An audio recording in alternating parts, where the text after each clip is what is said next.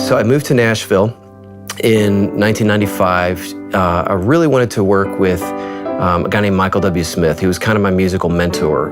He kind of had his start in the Christian pop genre, and I actually ended up working for him. Moved here, and 5 months later, he called. I'd been sending demos and resumes to his office. So my first tour was the keyboard tech position for Michael.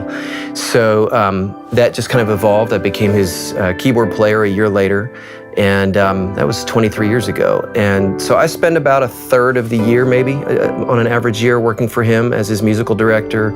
I've produced a couple records for him. And then the other 2/3 of the year, I work here doing film music, arranging, composing, doing original music for film, TV, all that kind of stuff. And so whatever keeps the phone ringing these days. The fun thing about Michael is, people hear the word Christian music and they probably have preconceptions, but Michael is a really good pop songwriter. I would classify him as a pop artist more than anything. It just so happens that the music he does is inspiring and is very message oriented, which is why I've loved working with him for 23 years. We think very similarly in what we like, but the other 2/3 of the year, I get to do anything I want. And about, I guess it's 3 years ago now, I stepped away from everything else other than working with Michael to finally pursue a dream project of my own. And it was basically a big, epic, cinematic album, all instrumental. And did a Kickstarter project, hired a live orchestra, and the best session players, I think, in the world. Nashville's talent pool is off the charts. And the guys that I used have played on household name albums. I just finished an album that took a year for an artist named Paul Cardall, who's huge in his market. He does, I guess he's classified as classical crossover. So he wanted to create a Christmas album that, unlike his normal stuff, which is just piano, he wanted to do this big, epic, cinematic thing. And then in between all that, I'm always working on music for licensing and commercials and that kind of stuff. So it's been fun. I don't know how normal that is to be all over the map like that, but it works for me because I think I have a short attention span. So about a year ago, I saw the S series had come out, and when I had a break in my schedule, I started going to every place I could find, listening to every high-end speaker I could find. So I brought home brand after brand and all the big stuff. And then I have my torture test playlist that there's a bunch of tracks I'm really familiar with that there are extremely minute details that some speakers can resolve and some can't.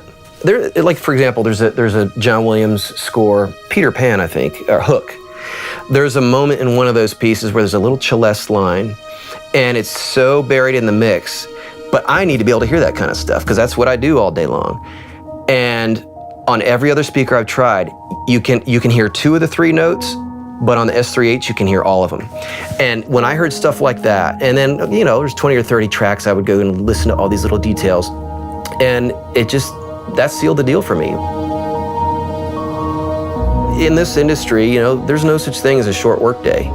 Especially towards the end of a project, I'm working sometimes, 12, 13, 14 hours a day, especially on film projects. And so, yeah, that's a big deal. You don't want a monitor that's going to fatigue your ears.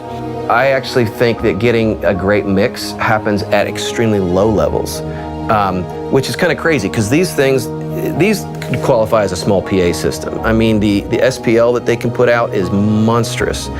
So yeah, if you're listening at 105 dB all day long, you're going to get fatigued no matter what you listen to. But because these things are so distortion-free and so clean, I think you're doing something wrong if you're going to have ear fatigue with these. Now, if I was listening to a white cone in a black box, yeah, I'd be fatigued. I think anybody would. But I think that's one of the near miraculous things about these is they are so effortless, especially from the mid-range on up. It's just, they're extremely clean. They just tell me things at the tiniest level of detail that I've never heard anywhere else. I kind of did like a blog format about my experience with auditioning all these high-end monitors.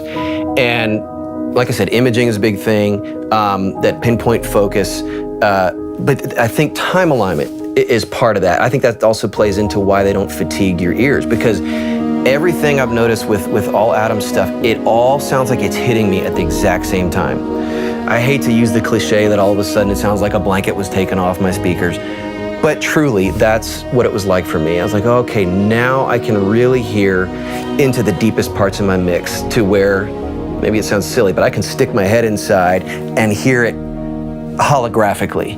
And it's all down to that, to the tweeter technology. It just, nothing else had done that for me. I've never heard it anywhere else. And the S3H just takes that to the nth degree. So there's a million things about them that I absolutely love, but they are incredibly crucial tools for me. ADAM's stuff has always been like that.